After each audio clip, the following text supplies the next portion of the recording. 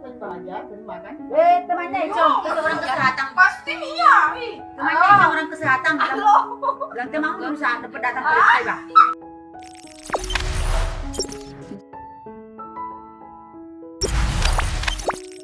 Viral mie ayam diduga ada kepala dan ekor tikus, pengunggah diburu polisi, pemilik warung buka suara.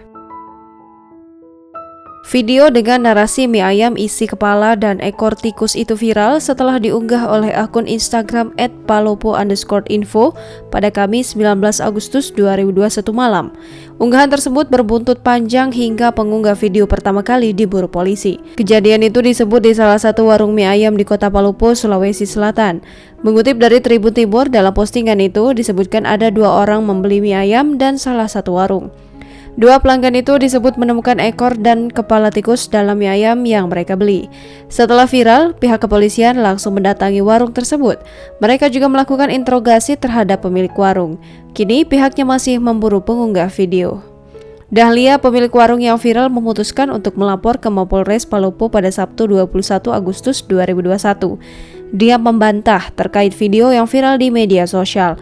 Ia mengaku difitnah dan nama baik warungnya telah dicemarkan. Didampingi putrinya, Fitri, Dahlia melaporkan perihal video itu ke polisi. Dahlia pun membantah dengan tegas bahwa dirinya tidak melakukan hal demikian. Menurutnya, seharusnya pelanggan yang makan di tempat bisa langsung melapor ke karyawan saat kejadian, bukan malah memvideokannya lalu mengunggah ke media sosial. Pasca warungnya viral, kata Dahlia, pembeli yang datang menurun drastis.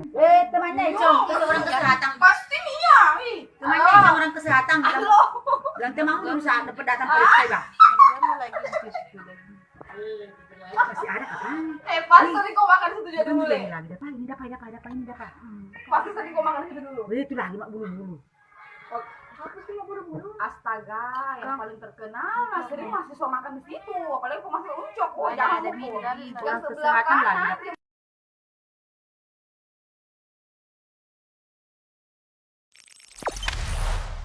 Jangan lupa subscribe, share, komen, dan like ya.